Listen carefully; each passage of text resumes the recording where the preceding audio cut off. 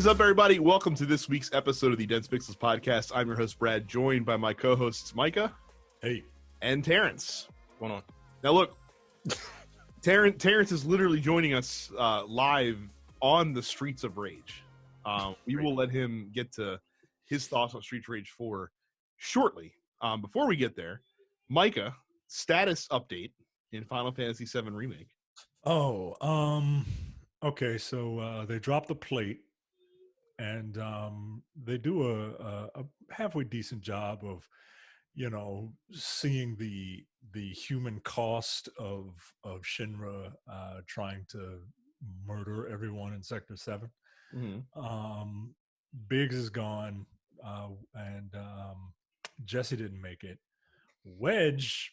Good thing they spent all that extra time developing her character so they could murder her. Right. They gave her a whole chapter dedicated to her. But maybe that's just so the death will feel impactful, I guess. I don't know. Biggs is just the most generic dude ever, right? Like Biggs is just everything about Biggs is just generic. And Wedge is in recovery. Okay. Maybe he'll be a future party member. As the plate was falling, you see a Kate Sith cameo, mm-hmm. which pissed me off because I don't like that character and I don't like the class it plays. Right now I am 38 hours in, and I think Jesus Christ, I think I am at I've done all of the side quests that I can do. Mm-hmm. And I think I'm at the point of no return because a character who I don't remember in the first game. Was there a character named Leslie in the first game? Yeah, you spend an awful lot of time with this guy named Leslie, who's one of Corneo's lackeys, and who apparently had a fiance, but Corneo chose him to be one of the women that he fucks that day, and Leslie just lets him do it. What the? No, sorry, that's the day I lose my job and somebody gotta die. But you spend an awful lot of time with this one character named Leslie, who feels like a Nomura like creation, right? Like he looks exactly like Cloud, just with silver hair in like a different style, but he's still like the silent type and whatever. Fuck you, Leslie. But Leslie gives you some grappling hooks and says something to the effect of, once you go up, you can't go down, so you might want to get your affairs in order. So that's where I'm at now. I'm at the point of no return. There's a lot of backtracking Mm-hmm. in this game, and it's a lot of fighting bosses that you've fought before, and it's not like something like Devil May Cry 4, where it's like you go through levels 1, 2, 3, and 4, and then you go through levels 4, 3, 2, and 1. But there's a lot of backtracking, like you like the sewers. You're like, oh, I remember this part in the first game, the sewers, and now you're back in the sewers. And there was an enemy that you fought when Corneo dumped you in the sewers the first time, and then you have to fight that enemy again later on. It's weird, man. It feels like padding at this point. I got to tell you, every week you come on and talk about this game, my choice to not play it feels more and more validated. And here's the thing, right? Like I like the game. Like if this game didn't play the way it played, like if I was annoyed at how the game played, I would be done. Because like the game is fun to play, Mm-hmm. and that's the saving grace. But yeah, it feels like padding. You know what I just did in my Final Fantasy game, Micah? I just acquired an airship and broke into and escaped from the Magitech research facility and have a lot of espers right now. Well, I fought a bunch of sewer rats. and yeah, it's I like the game. I do. But Man, I can't wait. Then next week's episode is gonna be fantastic because you're gonna have beaten the game by then. We can talk spoilers about what I understand about the ending, and it should be pretty exciting. Okay. Um, I'm looking forward to it. the thing that I played was the Assassin's Creed Valhalla trailer. Now look, we said it before, since literally episode 1 of this podcast is that CD trailers are strippers, and they're not indicative of the quality of the finished product. And it looks exactly as you would expect an Assassin's Creed game set in Vikings, like a Viking setting to look. But goddamn, is this game immediately vaulted to the top of my most anticipated list, assuming it comes out this year. They say it is. I loved Odyssey. Like Odyssey was such a breath of fresh air, and more of that in a setting that I enjoy, because like Vikings are fun and kind of underutilized in games to some extent. Should be really cool. Like I said, I really neat. I saw that, and it's an Assassin's Creed game. I'm gonna get it. I'm the opposite of you, Brad. I don't really care much for Vikings. It's just not my bag. Of all the settings that they've chosen, Vikings isn't the worst, right? But it doesn't really blow my skirt up, right? Like, they're never gonna go to Asia. Like, once they go to Asia, that's it. Series over, because they've run out of ideas. I think that they're going to, like, as much as everyone wants this game to be set in like Japan, they're not going to do that, because one, is too easy. Two, there are a billion games set in Japan, and I'm including anime games because they're over there. But this Valhalla trailer did pique my interest a little bit. The one thing that I don't like, that I'm just gonna have to suck it up and deal with it, is the boat stuff. Now, I Odyssey, I mean, correct me. Look, if you felt a different way about it, I want to hear about it. But Odyssey, it is an Odyssey. It's long as shit, right? And there's a little too much boat stuff, because it's Greece. It's a bunch of islands separated by tons of water. And while I don't like the boat stuff, I will put up with it. But there was a ton of it, man. Like, and you have to traverse that whole. I still haven't unlocked the whole map. There's still a couple of gray areas and corners, because I don't feel like swimming over or floating over to make them seen. Well, here's the thing with this one, is that it seems like that you're running down from Scandinavia and invading the British Isles a whole bunch. So yes, there's going to be a lot of boat shit, as you might call it, in this game. I was not the biggest fan of the boat stuff either in Odyssey, but I've been a long-standing critic of the boat shit in the Assassin's Creed series since even Assassin's Creed 3. So yeah, it's not my favorite part of the gameplay, but I'm willing to tolerate it for the rest of the stuff. Yeah, stop making this a boat simulator, guys. Especially because they're making a boat simulator game anyway by themselves, allegedly. It's supposed to fucking come out by now, but it is what it is. So Terrence, I know you were you were waiting for Streets of Rage 4. You've been waiting for it for a long time. Yeah, here's the thing. I wasn't because I thought you were excited about it. The first trailer. No, I was excited about it about 3 weeks ago when they released the final trailer. I'm like, okay. So first trailer, I was like, I don't know about this, and that was what, 2 years ago? Yeah, 2018, 2017, something like that. I saw it. I'm like, what the fuck is going on with Axel? Yeah, he look all fat. He look like a fat Viking. Got this big blonde beard. Yeah. I'm like, I don't know about this. And it was just Axel and Blaze. And I'm like, but they're like other characters in this fucking series. What are you doing?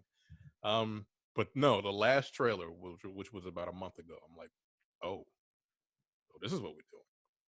Oh, you got the classic characters. But you got all of the classic, except for Rue. He's not in the game yet. Yeah, they might put some DLC. Yeah, they nailed it. Like, they really did. Like, this feels like a Streets of Rage game. 2 is the best, or was the best prior to this one. I think this does beat it gameplay wise. The music, there's a couple tracks in there that I really like, but Streets of Rage 1 and 2 soundtracks are two of my favorite soundtracks of all time, video game wise. So they had some big shoes to fill. Couple stages. I like stage 8. The art museum has a dope track. I think 9, like 8 through 12 are pretty good. 1 is kind of like a remake of the original, but that's just the music. Gameplay wise, it builds upon what Streets of Rage is. Like they have combos in there now. I mean, Micah has it also. Yeah. They put like you can do like juggle combos and shit. You can do ball bounce combos, yo. Right. In old games, what would happen is like enemies would just like run off screen, right? And then you would have to wait for them to walk back on the screen before you could fight them again. And it was really fucking annoying. Imagine those niggas with the knives. Dude, hold the knives like fuck them guys. First of all, they've always been cheap and they're worse in this game. But they made like when you're in an arena, they make the walls. There are walls that you can actually bounce them off of now, so they can't run off a screen. New wall bounces, air juggles. Yeah, it's like a fighting game, dude. They have a combat system in this game. Yeah, they really do. It's dope. Like I love it. I'm shocked. Like they really love the source material.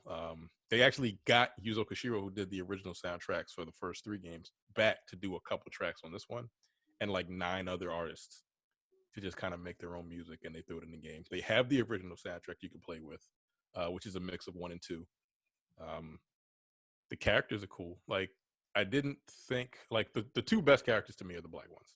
I wasn't joking when I said that. I mean, you're not joking. Yeah. First of all, Terry can run, like, and that makes all the difference in the world in certain areas of this game. Adam is really fast. He has a dash. I think Adam is the best all-around character, and I think Cherry is the most fun to play. Yeah, she's the most fun to play. She's supposed to do less damage. It don't really feel like it. Fucking shit up in that game. Like it's interesting because like she's not the stereotypical black character like Adam is. Like came out in 91. And they didn't really change him that much, but he's like the best all-around character. Axel is just slow. Floyd, which is a weird name for a Samoan. Is it? How many? I don't know a lot of Samoans, but I don't know a lot of. Floyd. You know, WWE. I mean, is there's one named Joe? Yeah, favorite Samoan too, but he's actually pretty good.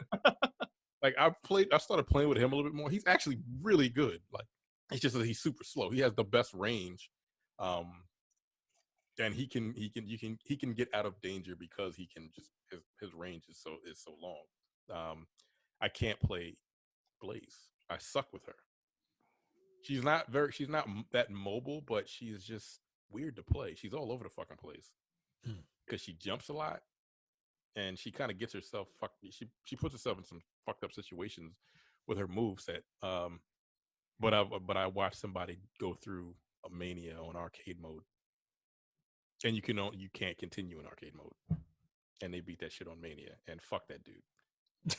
Like, I don't think I'm ever gonna be able to do that. But no, gameplay wise, this game is amazing. Like I'm so shocked that they got it right, especially for such an antiquated style of game, right? Like the side-scrolling beat 'em up. You know, like it still has some of the pitfalls. Like you have to make sure that you are on the same plane as the person, right? Like otherwise, like even if you're doing moves that like, you know, like AoE moves, you're like, but yeah. Fuck, okay, cool. Fine. That's but I don't know if this was part of the original Streets of Rage, but like your super moves that take health from you, you can get that health back if you don't get hit and hit other people. Yeah, they put that in there on purpose because you have to use those moves in this game. Yeah. Like the other games, they were like, okay, they were last resorts, and you didn't get the health back when you did that. In 3, they had a meter that would charge up every like 15 to 20 seconds where you could use it. 2, you used it and you just lost that health is gone. You got to give up a piece of chicken or apple or something to get it back. This, like, they have those moves. They have the AoE moves and the get off me moves. But if you don't take any damage and you hit the enemies with regular moves, you can get that health back. And again, they put that in there because you have to use those moves because Yeah. enemies surround you. Yeah, they're not. They ain't messing around, man. They don't really give a fuck. And sometimes I'm like, yo, okay, like there's one enemy. It's a cop. Fuck cops. He has a stun gun. He has a move where he just flashes red, and in a split second, he just dashes at you and grabs you. Like, how the fuck do I block that? Can't, unless you know it's coming. But it's literally like a second, maybe a second to react to it, and he'll grab you, and he tases you, and then he just walks away. And if there's like 3 of them on the screen, like, you have to use that move. If they dash at you, then sometimes you don't hit it in time, and you just get hit. And again, the Garcia, whatever the fuck his name is, the guy with the knife that just kind of walks. That guy, he's still like the number 1 seed for like annoying characters. But like right there are those Orange Cassidy dudes that just have their hands in their pockets. Yeah. Yeah, and you sit there and did you just do the fucking kicks? Yeah, like these fucking Taekwondo thugs with do-rags on. These white dudes who know Taekwondo with do-rags on. They look like they sell meth. Just kicking the shit out of you, man. I'm like, yo, give me a break. Have you made it to stage? I've only just unlocked Adam. I haven't had a chance to really get into it. I've only just unlocked Adam, and then I think I did 1 stage after that. You didn't. So you haven't made it to the pier yet. I think I'm on like stage 4 or 5. Okay. I think that's stage 6. There's another enemy. It's these women that do they do jump kicks, but it's not on the same. You don't have to be in line with them to hit. The skinny women or the fat women? The skinny women. Yeah, and they look they got like hot pants and shit on, and got like mohawks or some shit. I know who you're talking about because they jump up and down and they jump, but the thing is, you don't have to be on the same plane, right? Them because they'll jump diagonally and kick you. I'm like, bitch, what the fuck? Right, breaking the game physics, my nigga. Like, what are you doing? That's fair.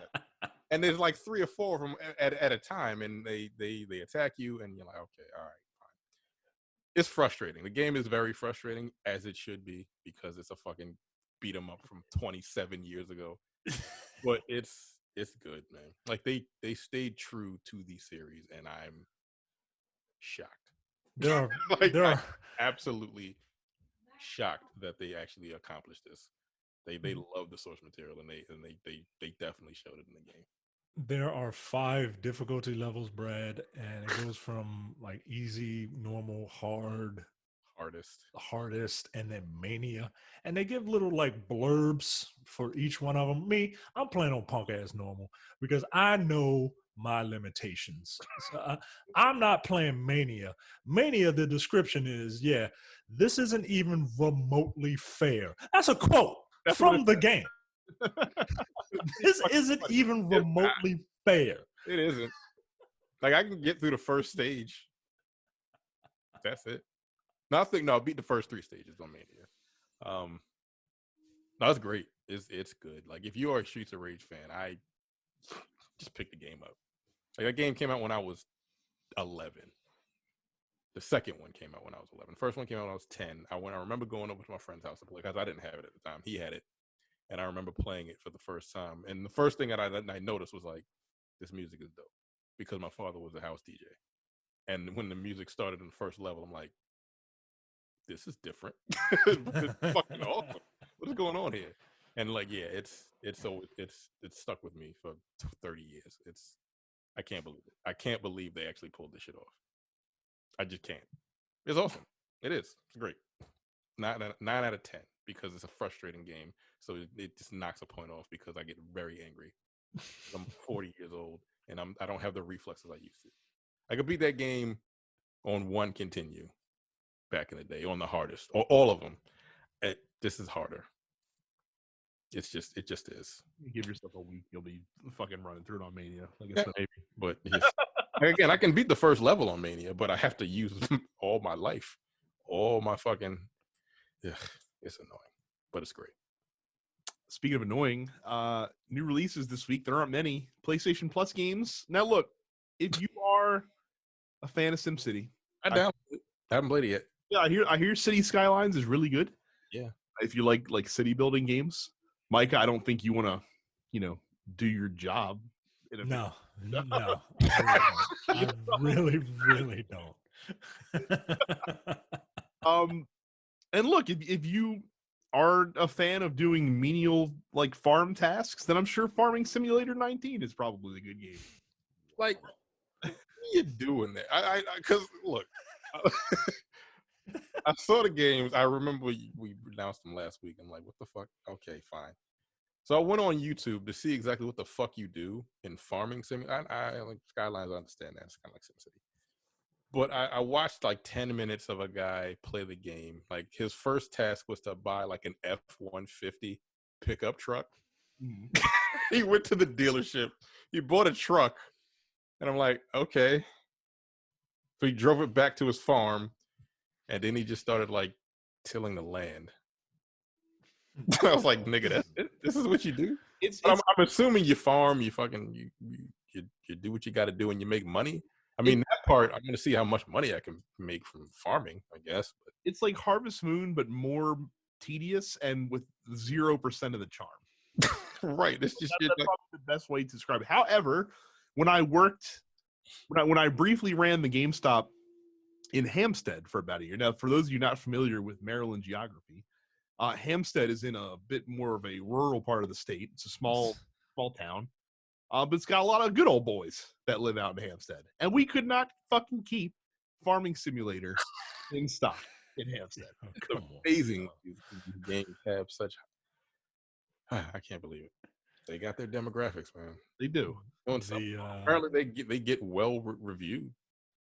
I'm sure they're very good for what they are. Yeah. I think it is a testament to this game that the most fun thing that you described is simulating buying a Ford F-150. Like he picked the color and all that other shit. Probably not even from a dealer. Like it's probably like you're rolling down the road and you see someone has one parked on the side of the highway. No, you are literally in a dealership. Shut up. I'm dead serious. I was watching the video. You're in the showroom. You're looking at the car, and you pick the color and your wheels. It's like, wow, this Need for Speed game is amazing. He drives down the street, drives down the dirt road, and then he goes back to his farm. Gets on his John Deere and starts. I'm waiting for Farming Simulator 2021 to be like the Broken Skull Ranch edition. Like brought to you by Stone Cold Steve Austin. I was like, wow, this is... I didn't expect that to be a thing. But it is, and they keep coming out with them like every other year, basically, or every year now. I might download it, buy a truck, and then get back to my phone and be like, you know what? Delete. Fuck, I'm not doing that. I mean, I'm stuck in the house. The fuck else I'm gonna do? Play Streets of Rage. Probably more fun than Farming Simulator. So those are free this month if you have PlayStation. Pickup day's going. I picked it up. Yeah. How is it? It's good. It's good. Is it still $5 or whatever? It was $19. It was $20. $19. Still that? Let me see. I think that's the regular price of the game now. No, it was a sale. Okay, like $30. No, it's actually pretty. Like since it's had a year of patches and everything, so it fixed all of the issues that it had, like, as far as frame rate, shit like that. The story is just, I mean, you're in a post-apocalyptic world. Play Deacon St. John. You play Deacon St. John, which was an issue for some people. Look, I'm black, so I already know I'm going to be playing a white guy in a game. It's fine. But he's played by They were mad. They were mad that this white guy's name was Deacon St. John. You don't remember that one review? It was like, oh, it's a gruff white protagonist, blah blah blah blah blah, whatever bullshit they were saying. I mean, that's why they kind of gave it some points off, because they're tired of playing that. This was one of those times where they were like, all right, you need to relax. We get it. Right. What media outlet does Malcolm work for?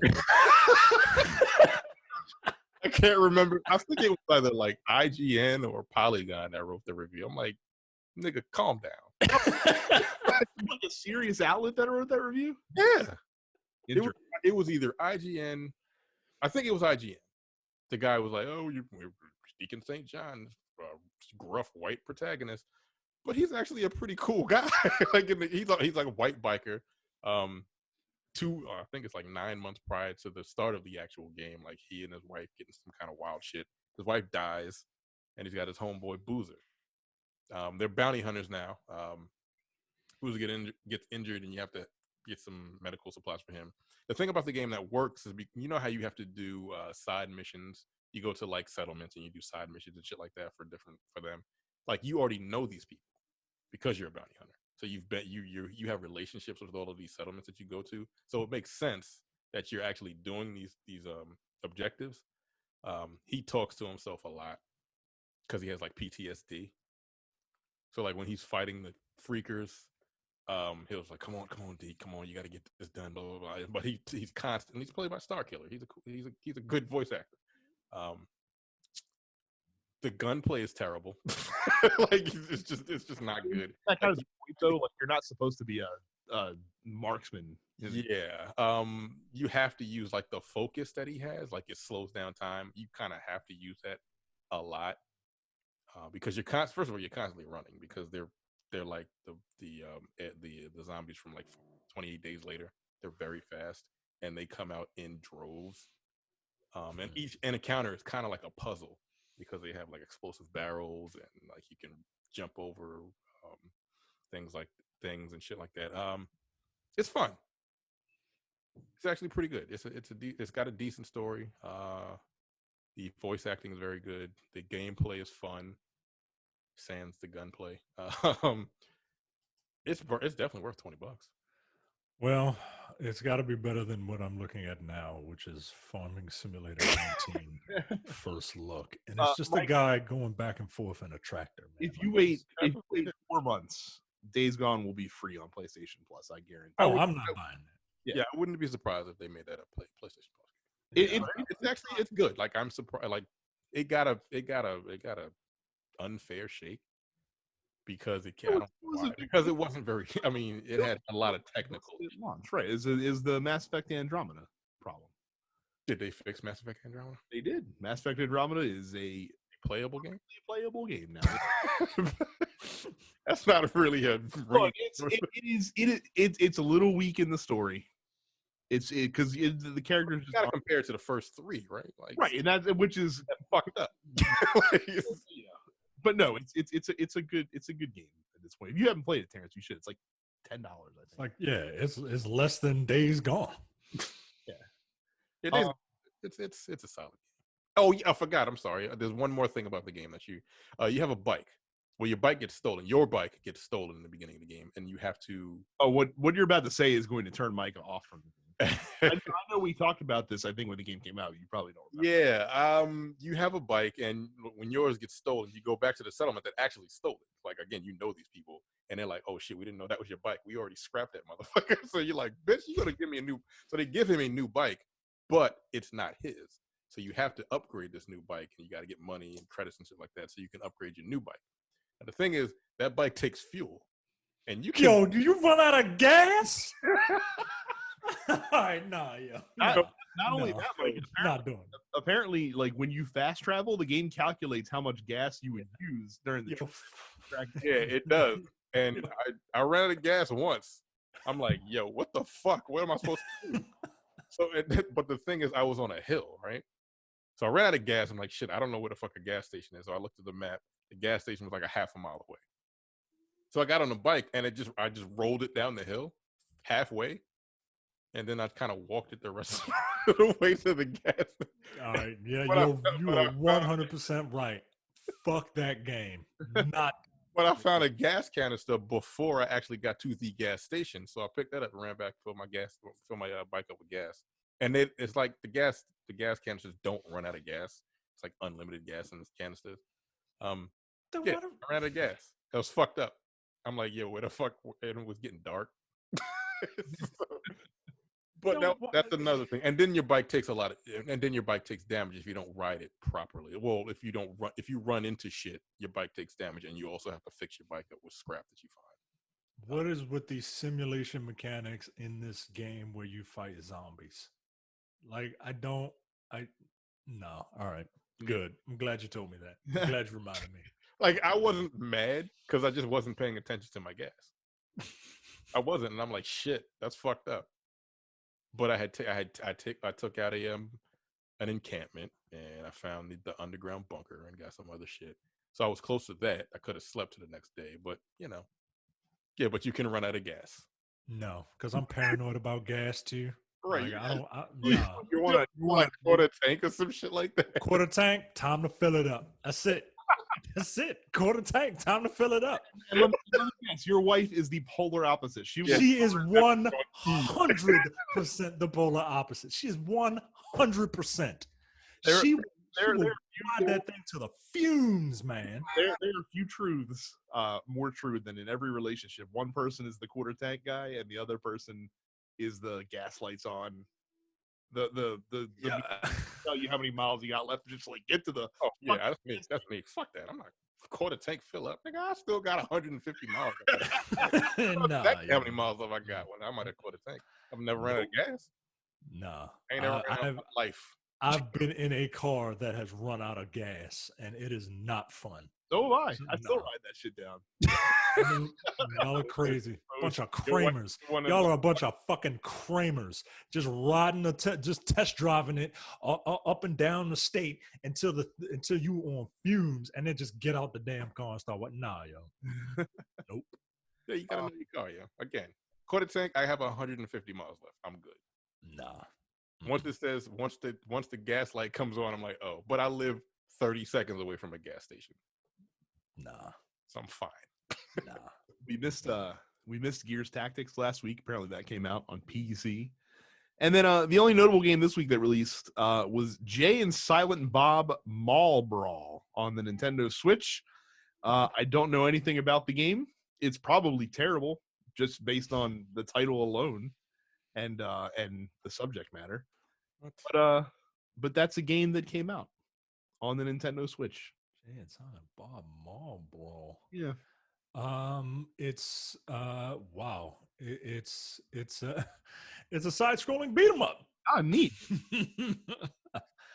And it doesn't look good. You'll hear that. Yeah. Okay. Yeah. Fantastic. So don't buy Jay and Silent Bob Mall Brawl then. I mean, some people are still huge fans, I guess. If you're a huge fan, come on. It's like don't get River City Ransom. Yeah, it looks like an NES game. Yeah. No. Yeah. Check out youtube.com/densepixels. While you're there, subscribe.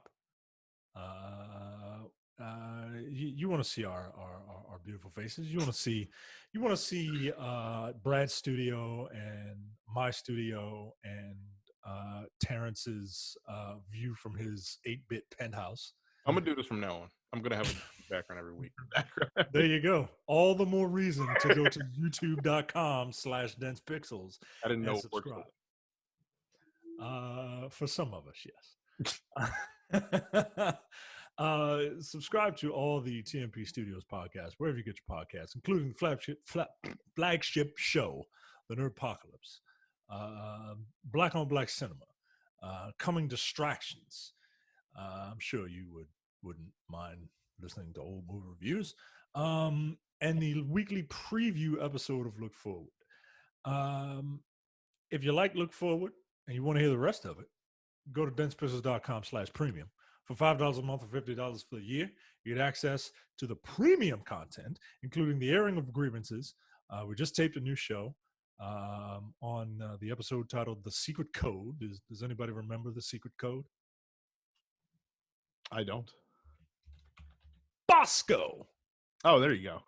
Oh, when he spills fucking chocolate sauce on a shirt or some shit like that. Because this episode is George refuses to give his bank ATM code. Oh, right. Okay. To anyone, including the woman he's going to marry, which is a little ridiculous. No Time to Bleed, which the newest episode is on stealth, the Men with the Golden Tongues. That the newest episode. Brad? What? Supposed to, no, I was asked to, and I declined politely. It's a great movie. It's certainly a movie. The Men with the Golden Tongues, the latest episode on Mission Impossible Fallout, has been released. Upstage Conversation. The newest episode has been taped. It is about Rent. And if you know Carrie, she hates Rent, the concept and the musical. What the fuck is the concept of Rent? I have no idea. I have no clue what Rent is about. I'm assuming it's about some delinquents, refusing to play. No, it's about that black guy with the weird mustache who said the rent is too damn high. And you get the full episode of the Look Forward Political podcast that dropped today. And I hit play, and I heard a man say that he wanted to eat his neighbors. To be fair, that's also on the free version of the podcast as well. So. Yeah, absolutely. Yo, that's out of control. Yeah, he's kind of crazy, and then you can pay the $5 or the $50, and you can hear Jay not believe a sexual assault victim. That is in the back half of the show. Am I leaving out context? Who knows? I guess you're gonna have one assumes you are. Yes. Oh man. So we talked last week about the big leak of The Last of Us 2 that happened. There was a lot of speculation on the internet that it was a disgruntled Naughty Dog employee that was the one that leaked everything. Turns out people jumping the gun again, because that's what people do. Sony has confirmed, Naughty Dog has confirmed, and the hacking group who hacked Naughty Dog has also confirmed that hackers were behind this leak. They apparently were able to use an exploit from the original Last of Us to hack into Naughty Dog's source code and get these files and broadcast them online, which to me doesn't make any fucking sense. Yeah, criminals. Like the ego on today's criminal is amazing to me. Like, well, I guess criminals of the past too. When I used to commit crimes, I didn't want people to know about it. Yeah, now niggas would be like fake Instagram. I'm like, yo, what the fuck is wrong with you? Well, the best part is that apparently the person or people or group or whoever was responsible for it, notified Naughty Dog about this exploit in February, and Naughty Dog, I guess, just didn't lock the door for lack of a better term.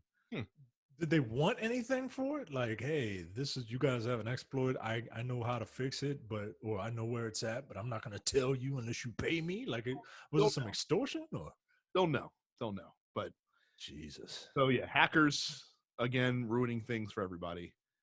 Just to teach Naughty Dog a lesson for having lax security, I guess. Like I read the biggest things that happened, and people are like flipping out. I'm like, I mean, they're trying something different. We'll see. I stayed away from those spoilers because I don't care. I went to the spoilers because I don't care. We did the two opposite things for the same reason. Yeah, I'm like, all right, that's what y'all are mad about. Relax. Like, it's their story. Like, they're mad because the story didn't go the way they wanted. Oh, of course. Oh, all right. Fuck that, man. Then don't buy it. Oh wait, you're going to anyway. So you're gonna piss and moan, and you're still gonna buy it, and then complain, and then make mad YouTube videos about how it sucks, but you already gave them your money, dummy. Like, what the fuck? Whatever. May the 4th was yesterday, of course, big Star Wars day. Lots of Star Wars announcements. Jedi Fallen Order not exempt. There's new patch coming out, or I think possibly did come out already. Yeah, there you go. Which has gives like some extra challenge, combat challenges in the game.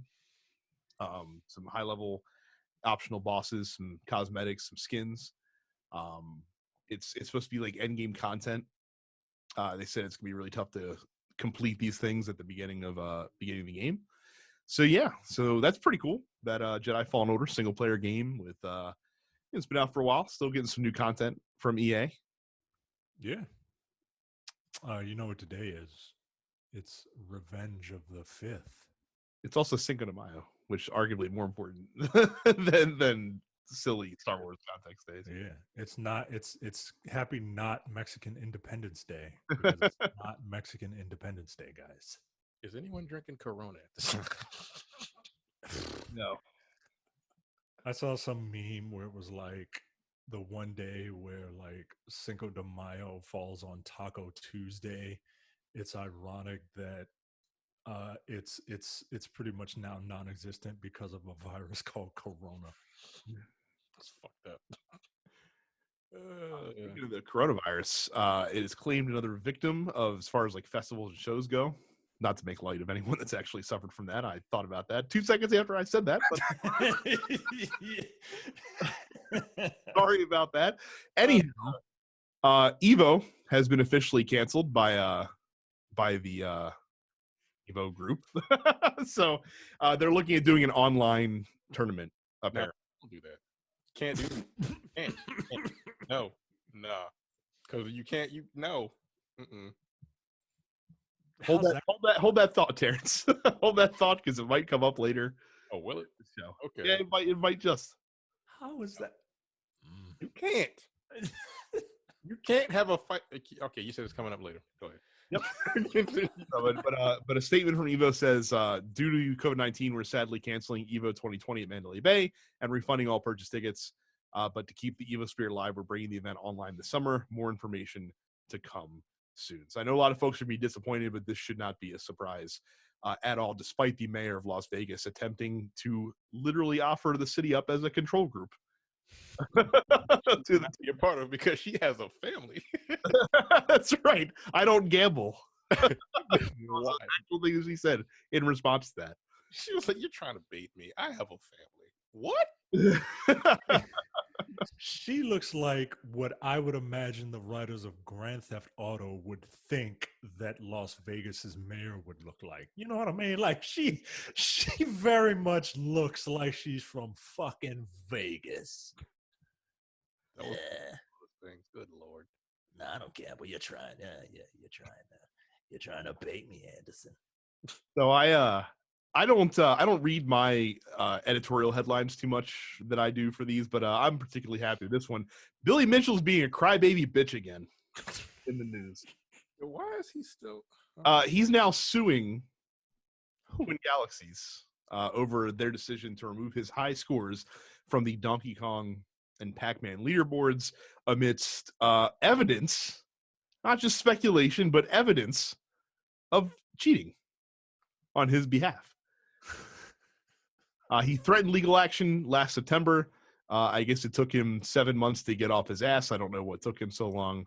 What else is he doing? Making hot sauce and wearing American flag ties. That's literally the only two things he has going for him at this point. Hot sauce. Yeah, he's like a hot sauce magnate, apparently. Yo, he don't look like he know what hot sauce is.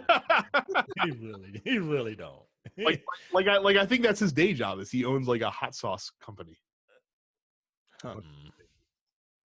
That guy looks like he thinks Old Bay hot sauce is hot. Like, get out of here. Yo. Not. I did mean to try that. It sold out too quickly, though. I wanted to get. Has it come back in yet? It ain't that great. No. No, if you're looking for hot, that ain't it. Well, no, I'm not looking for hot. I'm looking for tasty, Mike. I'm not a big like. I don't need like the hottest hot sauce, but I want something that tastes good. It's do you like Old Bay? I do. It's Old Bay and Tabasco. That's it. It's pretty good. It's not bad, but it's not hot. Don't go looking for hot. And look, I'm not some like hot sauce kind of like I'd be out at like wing 3 or 4 of hot ones, right? Like I'm not that guy. But I think I could make it do hot ones and be very angry. I would do it, but I would have to do it, because pride. You know what I mean? Like I would 100% fall for that bullshit ass. We call it the last dab. You don't have to do it if you're a bitch. Like I would fall for it. You know what I mean? Like fuck you, nigga. I'm not gonna do this. Like you're not gonna make me do this. But apparently that's not the worst. Like the one right before. Like Yeah. the bomb is apparently the worst, and people fucking flip out. Anyway, back to this nigga who. Yeah, Right. that's how much we don't give a fuck about Billy fucking Mitchell. We're talking about fucking hot sauce. I don't like his face. It's understandable. His face sucks. How old is he? He's got to be in his mid to late, maybe 50s. Billy Mitchell is 54 years old. There you go. Okay. Yeah. And he's still just talking about this Donkey Kong score. Dude, that's what that's all he's got. That's all he's got. That's his literal claim to fame. Yeah. Sure. But if you cheat, is being the villain in a critically acclaimed documentary. That's basically just about him being a douchebag. how the fuck does he think he has a case? If they found he was cheating, like if I'm the judge, it's like, did you cheat? Well, first of all, the judge is probably gonna like, what the fuck is Donkey Kong? Like, it's like, yeah, it's a game that I played back in 1985. I got a high score for it. Like, are you serious right now? So Why am I here? We'll see. I suppose it will. I mean, in a lawsuit, they usually hear that stuff. And then finally, apparently, someone from on Reset Era, that apparently leak was originally on 4chan, of a PowerPoint presentation for the Nintendo Wii that kind of gives some knowledge on why Nintendo decided to go with the friend code system as opposed to just a straight username system. Now, keeping in mind that this was indeed for the Wii, these arguments would have been made back in like 2006, basically. So this is damn near 15 years ago. But still, the arguments are just the most Nintendo thing you can imagine. One of the problems they allege with using screen names that there's a high probability of duplicate screen names, which conflicts with the idea that nothing regarding the game should be hard to set up, including picking your screen name. It also explains that the possibility to guess someone's screen name by trying different variations of their actual name conflicts with the, quote, comfortable principle that Nintendo's design philosophy has regarding online play. The company wants the user always has the option of playing only with friends, and having people being able to guess usernames could circumvent this. What the fuck does that mean? Is Nintendo on? like Microsoft executed this years before the Wii was even a thing, and they proved that for all intents and purposes, with maybe a few exceptions here or there, it works really well. Pick your username. You can share it with friends or not. People, like, just because people can guess what your username is doesn't mean they have to accept your friend request when you send it in. Like there's an extra layer of safeguard. I don't understand I don't understand what they're trying to say. Like, if they guess your username, like, that's a bad thing? If a stranger guesses your username, they could friend you, and then you have no control over whether or not to accept the request. Right. I get friends requests from people I don't know. I'm like, who the fuck? I have friends on my list that I actually know who they are, but then when they send me an invite to play a game, I'm like, who the fuck is this? Like, Leonardo sent me an invite like 2 weeks ago, and I'm like, who the fuck is this? And then he sent me a message, and I'm like, oh, my bad. And meanwhile, Leonardo's like, yep, got the right guy. But I didn't respond. I just looked at it like, no, I don't know who the fuck you are. And he sent me a message. Oh, because I sent him, like, he sent me that a while ago. But I forgot. But here's the thing that's worse. So like these ideas were antiquated back in 2006, but Nintendo's still on the same bullshit in 2020. Like, nothing changed as far as their philosophy on this. It doesn't make any sense. What? I don't understand what they're trying to say, to be honest with you. I don't get it. So yeah, and so their argument is it's going to be hard to set up at the beginning. So we're not willing to sacrifice that, but we're willing to make it hard on the back end to connect with people, because you have to give, this ridiculous 12-digit code, and you both have to have it, and like you have to trade it back and forth. It's not like you can. Well, I guess on the Switch now it's a little bit better. Only one person has to send the request, and then once you accept it, you're good to go. On the Wii, you literally had to trade friend codes with each other. Like there was no other way to do it. You literally had to have they had to have yours, and you had to have theirs, and you both had to put them in. So what does it look like? Because I don't know. I've never. It- No it- one's ever it- given me it a friend really code. I've is- never sent one because I haven't had a Nintendo system in 20 years. So what the fuck does it look like? They send you the friend code, and you just see a bunch of you just see a 12-digit number send you a code. No. You have a friend code. So if someone wants to add you as a friend, you say, like, you text them, like, here's my Yeah. friend. You basically give them the video game equivalent of your social security number. No, that's really what it is, though. Like in all honesty, that's what it is. And then what's your screen name? Whatever you want it to be. Right. So why the fuck do you have a screen name and a goddamn friend code? Because the friend code is like your username. Because there are other people named Terrence, but there are not anyone else named Terrence with your social security number. Yeah. So technically, like, if you got the person's friend code, they could still have the exact same screen name as someone else. Sure. Yes. So Because you have like 12 Micahs on your Right, friends list. a screen name for Nintendo is just it's cosmetic. It's not like a hard coded, like, only one person can have this screen name. Oh, so you can change it at any time. Yeah, you can change whenever you want. Terrence, you're asking us to apply logic to a situation that's inherently illogical. So I don't know what you're expecting from me and Micah here at the end of the day. Right. I can't remember phone numbers. Right, and that's 9 or 7. Like, what the fuck? Like all you see anymore nowadays is people just take a picture of on their phone of their screen that has their friend code and just post the shit on Facebook. And they're like, Right, it's like giving to, like, somebody comes to your house and they want the fucking username for your internet. That's what I do. I just take a fucking picture of it. I'm like, yo, I'm gonna send you the picture because I'm not pulling the thing out to read the 15-digit code that I have on the back of this thing. so yeah, Nintendo hopefully with their next console, maybe they'll get with the times and just do a regular That's ridiculous. system. So Go to www.densepixels.com/Amazon for your Amazon purchases. When you go to www.densepixels.com/Amazon for your Amazon purchases, you will not pay anything extra and you will be helping us out. I have gone to www.densepixels.com/Amazon right now, and let's see what my wife has ordered. She has ordered. Oh, I gotta put my friend code in, and she. Oops. I don't know my friend code.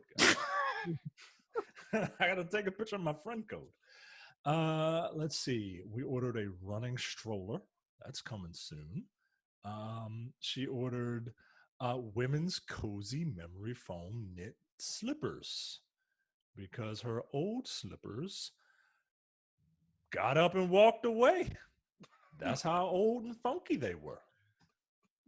So yeah, you can go and purchase things that you would want for your house. I just ordered a set of bird spikes because I have birds trying to build a nest, and I don't want that shit on my house. Get out of here, stupid birds. I don't want your damn babies hanging on my light fixtures in the back of my house.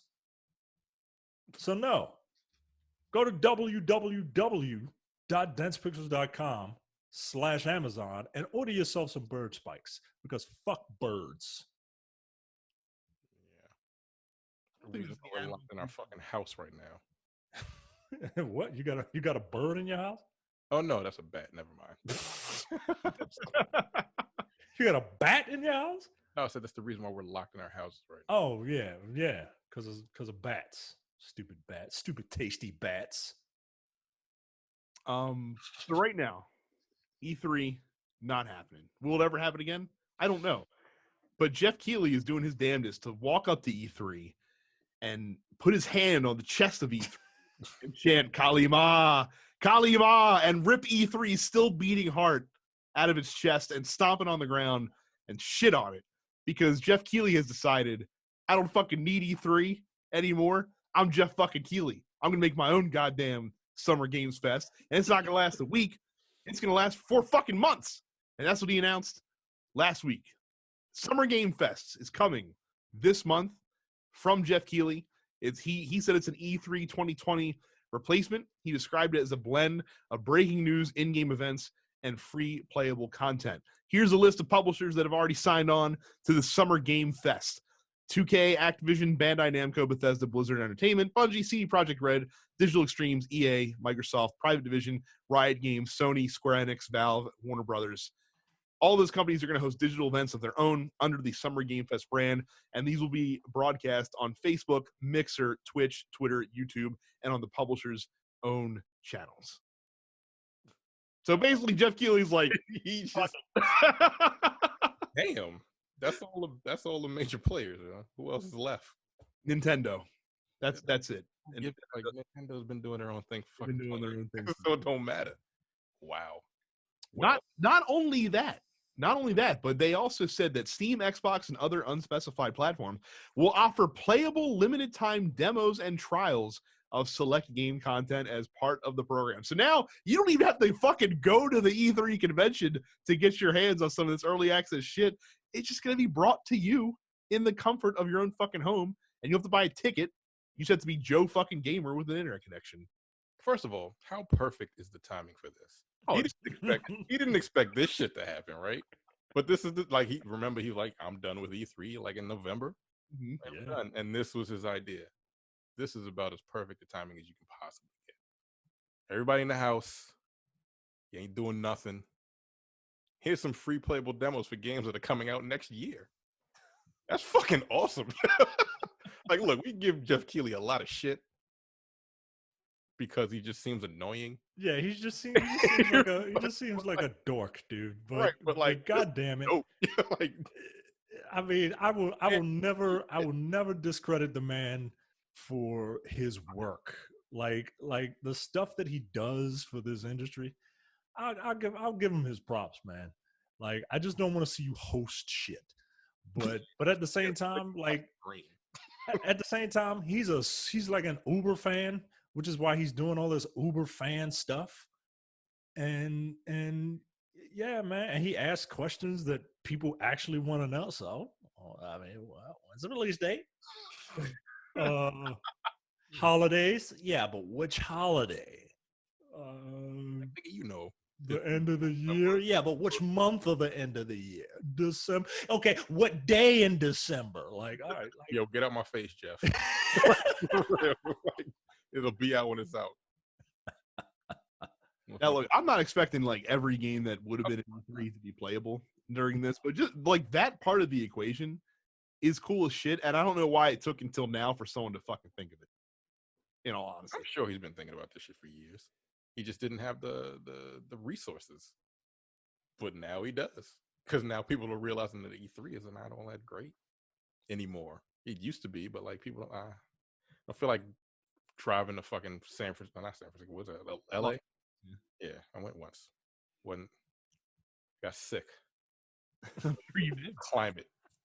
And there's a bunch of brown, dirty ass motherfuckers like just playing video games all day. Yeah, like your only experience was at like a con, wasn't it? Yeah, and then Baltimore Comic Con.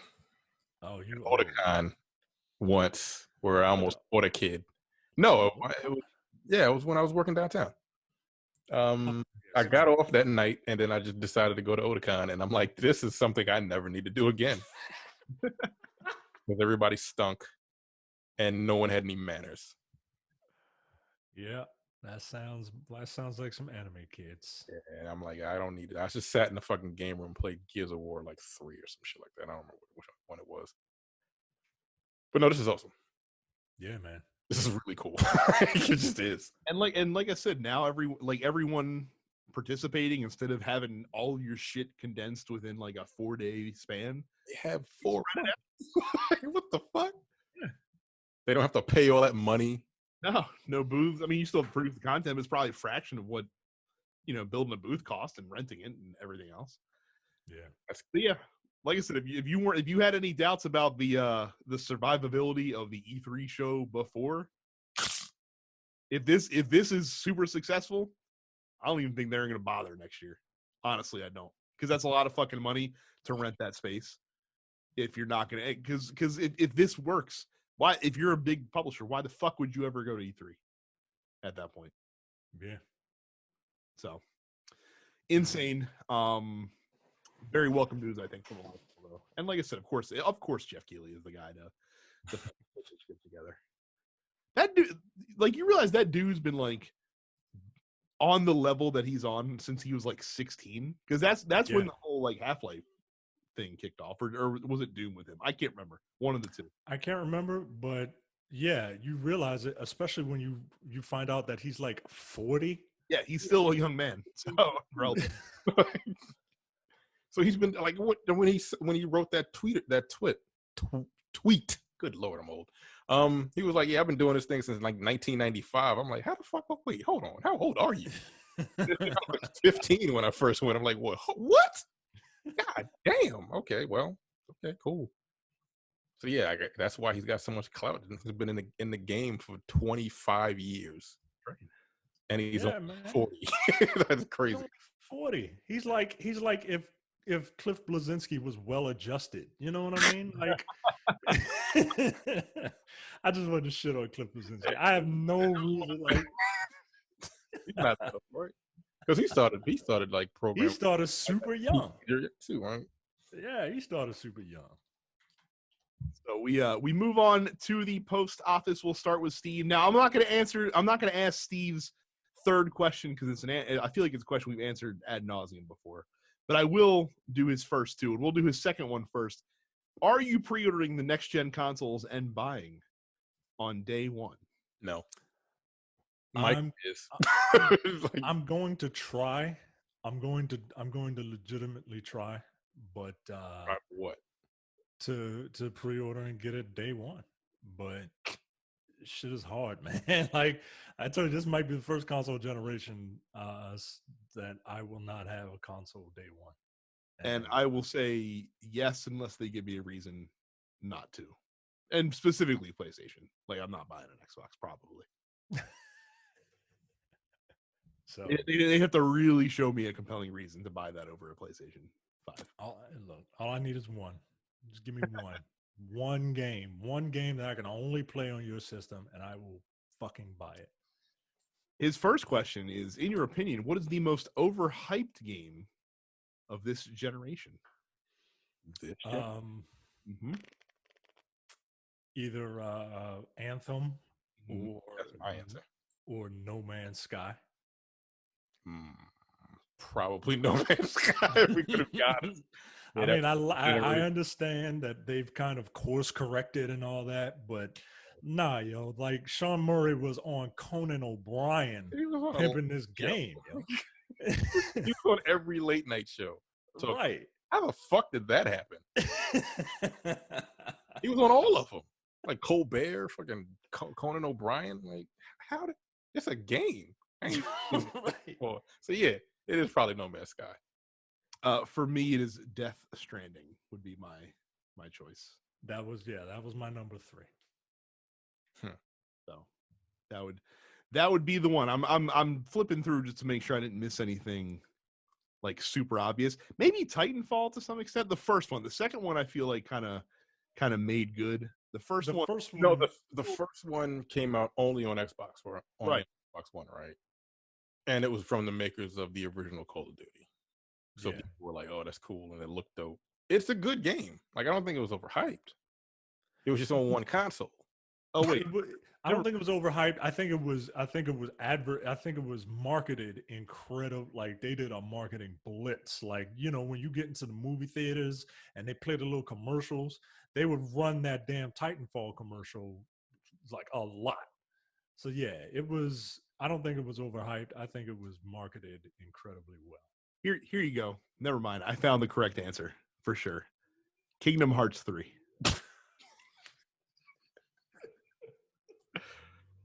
You know, you could get that entire saga, right? For $30. But like with Kingdom Hearts 3 specifically, like when it came out, for all intents and purposes, from what I understand, it was just another fucking Kingdom Hearts game. Like it wasn't like the thing that people built it up to be for 15 years. It was just the final Kingdom Hearts game. That's all. What else did it need to be? It didn't need to be anything else, but people were treating it like it was fucking Jesus coming out of the cave or something. I don't know. They've had 30 Kingdom Hearts games. What the fuck did they expect? So there you go. Kingdom Hearts 3 is my revised. Yeah, So, yeah. Terrence, this one is for you. Johnny says, with Evo being canceled and trying to implement some kind of online event, how bad are some of those developers going to look when people how terrible the netcode is? Yeah, man. Like, here's the thing. Me and Micah watched a guy, Maximilian, Miles 923, whatever he calls himself. And he harps on netcode as far as fighting games go. Like, some games do it really well. Some games are terrible at it. He can't stand Dragon Ball FighterZ Online because that game is super twitchy. The netcode isn't bad on that game, but like, you need to have reflexes like a fucking cat to play that game. And if you have like a 3-second or 3-frame delay in a fighting game, that makes a huge difference. It just does. Like, playing on a big screen television makes a huge difference in a fighting game. That's why they play on monitors. That's why they play on very expensive monitors as far as fighting games go. Yep. Because that split-second reaction time that you get from a monitor is better than like a 60-inch television. Still. So to play a fucking tournament where money is involved on online, fuck no. Yeah, nah, yo. You can't. You have to, like, they have rollback netcode, which is the best. There's GGPO, I think, or something like that. That's the best because they roll back and it's as closest to 1-to-1 as you can get as far as online fighting games go. But no Capcom game implements that. Like, they won't implement it because they didn't develop it. Some dude and his friend developed it like years ago. Like 15, 20 years ago.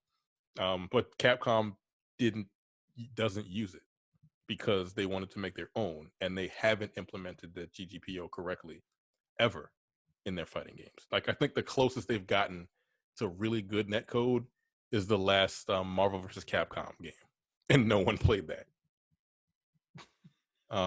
Other developers, Arc System, their netcode is spotty with some of their games.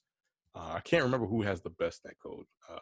Mortal Kombat is pretty decent. Mortal Kombat 10 was good.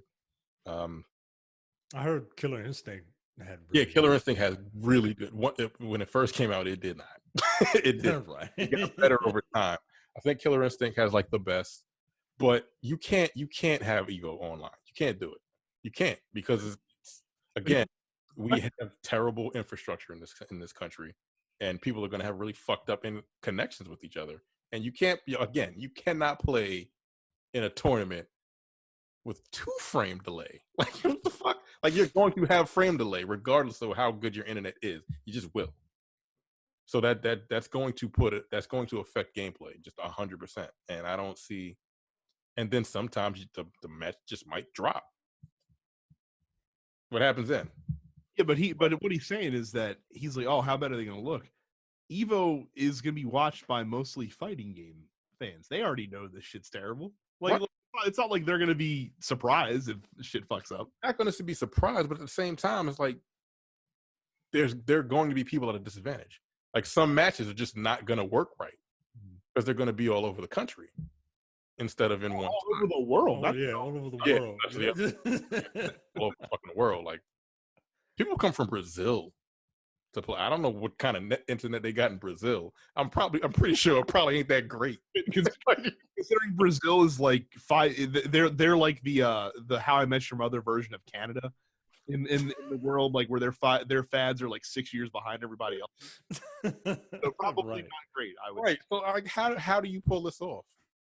Like, even if you have good netcode, you still have to you still have to take into account the person that you're playing's internet connection, because most fighting games is peer-to-peer still. So that's going to be fucked up. Like, you can't do it, yo. They have to know they're not going to be able to pull this off successfully. I mean, I know they want Evo, but they got to know. They have to know. Yo. They got it. Unless they fucking rent out hotel rooms and everybody plays in a hotel room, and hotels have trash internet too. you're fucked. You can't, nah. Unless everybody goes to Japan and like social distances themselves in Japan, you're not gonna be able to pull that shit off. You can't do it. No, it's going to be a travesty. I'm surprised they didn't just do like what wrestling does now and just have like a minimalist like staff, right? Like you get the people to some location, right? And then you just have No crowd. right and no crowd. But the crowd at Evo is the participants. Like it's not like yeah, right. In their fucking rooms waiting, not being able to watch the game. Right. Closed circuit television like the first WrestleMania. Right. Fuck, that's weird, John. Like, pools will just take forever. It'll be at the very least, it'll probably at least be a fun train wreck. So we'll look forward to that. I'm gonna watch it, but good lord, yeah, I'm gonna watch bad, it. yo. Because not only are you gonna have because if you're gonna stream it, okay, you're gonna have these two people playing, and then you're gonna have the person streaming it. Like, yo, that's gonna eat a lot of bandwidth that you probably not gonna have. Nah, it's gonna be terrible. Yeah. I'm gonna How watch. are they gonna do Marvel vs. Capcom 2? Like this was the big like Marvel vs. Capcom 2 anniversary. You know what I mean? Like, what they gonna do for that? And Capcom has trash fucking netcode. I think Marvel vs. Capcom 2 might use GGPL. I don't know. I mean, but are you gonna already have to have it? Like, you can't. Like, I'm assuming they would supply systems with Marvel vs. Capcom 2 on it. The game too, because you can't buy that. You can't buy that game. Right. I don't know about that shit. We'll see. It's gonna be really, really exciting. Cam says Money in the Bank's gonna be so fucking weird this year with the men and women's matches happening simultaneously, on top of it being a journey up the WWE headquarters. Terrence, you look confused. Are you not aware of the goings on with the Money in the Bank pay-per-view coming up this weekend? I am not. So the theme is Money in the Bank event, because of course they're still operating under the quarantine situation, is the folks are going to be climbing the corporate ladder, Terrence. So the match is going to start on the ground floor of the actual WWE headquarters. And the participants have to go up the headquarters to the roof, where there is a wrestling ring set up with a ladder, and the briefcases are suspended above it, as you would expect in a traditional Money in the Bank ladder match. And then, like I said, the extra wrinkle was added in this past week, where they announced that both the men and women's matches will happen at the same time. Nobody knows anything about what this is going to look like. It's probably going to be produced in much the same way that like the Boneyard match and the Bray Wyatt, Funhouse match with producer WrestleMania, which was cool, and we talked about how fun those were. Look, you can do that. That's fine. You're gonna run it into the ground.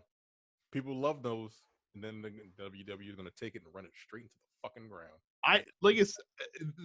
Their job with this is to get people curious enough to want to watch it. I at least want to see what this is. I'm curious to see the shenanigans that they pull off. Like, I want to see what WWE's version of the Raid is going to be.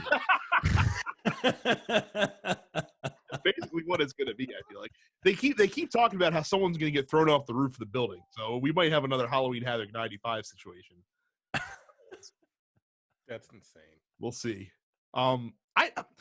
If you're going to do the roof thing, I don't understand the point of having the ring with the briefcases above it anyway. Like it's like you have to get up there and then still have the ladder match anyway. So yeah, if you're going to do that, you might as well have the briefcase hanging off the side of the building. And if you really want it, you got to take a leap of faith. So are they going to be going up like the stairs? We don't know. We don't like Daniel Bryan asked on TV if he could use the elevator. Right. Like, yo, can I use the elevator? Like, I don't feel like climbing the stairs. And so I will say one thing I am looking forward to. If they don't somehow like throw back to that Super Bowl commercial that they did in 1999, where they were like had all the wrestlers walking through the headquarters and like fucked up shit was happening in the background. Like, if there's not at least a nod to that in some way, shape, or form, I'm going to be disappointed.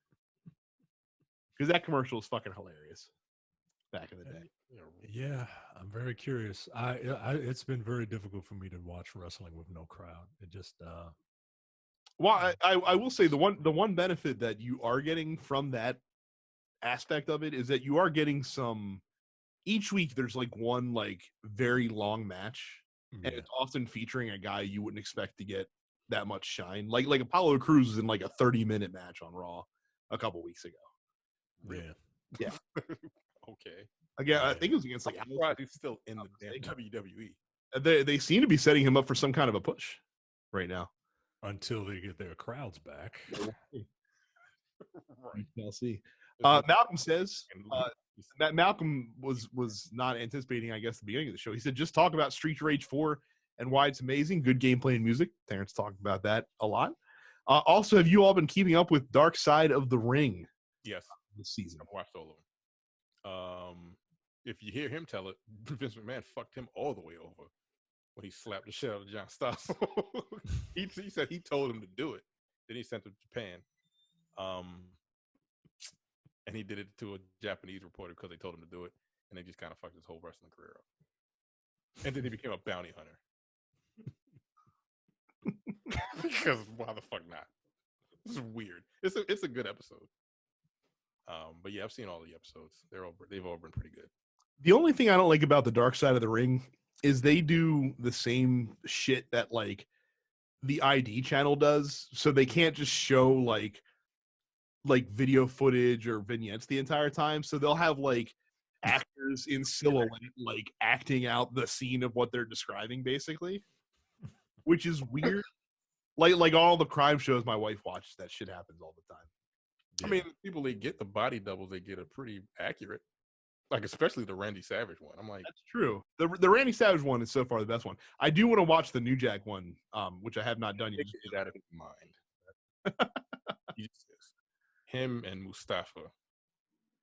Didn't he say he was smoking pencil shavings? Something like that, yeah.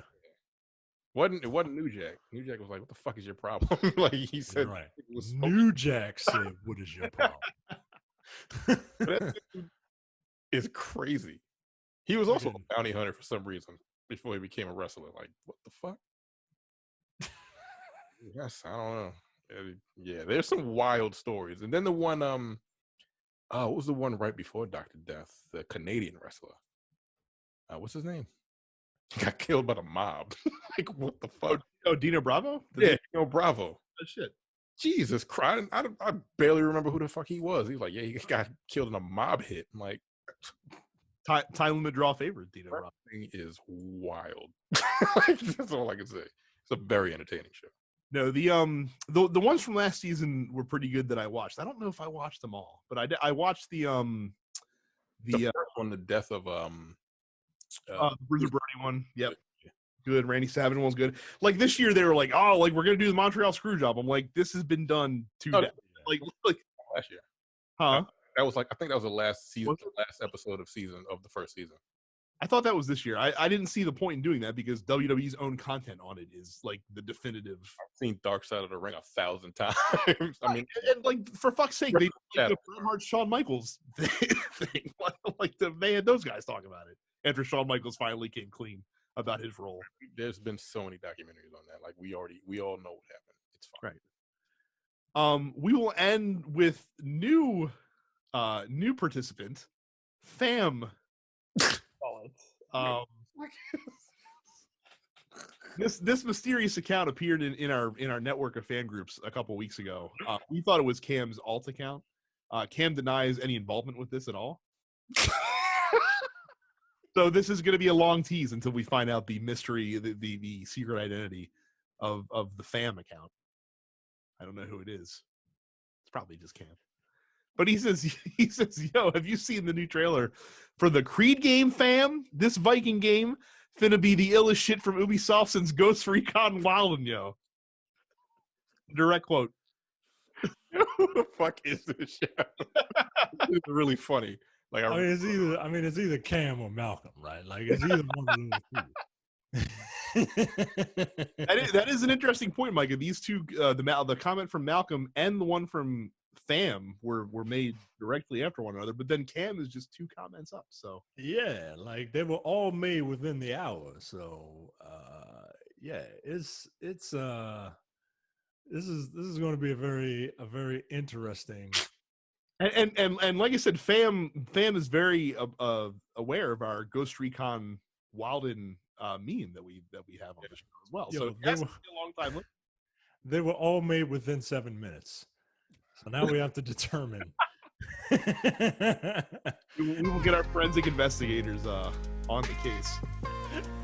Let's find the same folks that broke into the last episode's source code. Leak the identity of Fam. That's it for the show this week. If you too want to ask a question in the fan group, go to denspixels.com/fans on Facebook and make sure you join up as Fam did this week.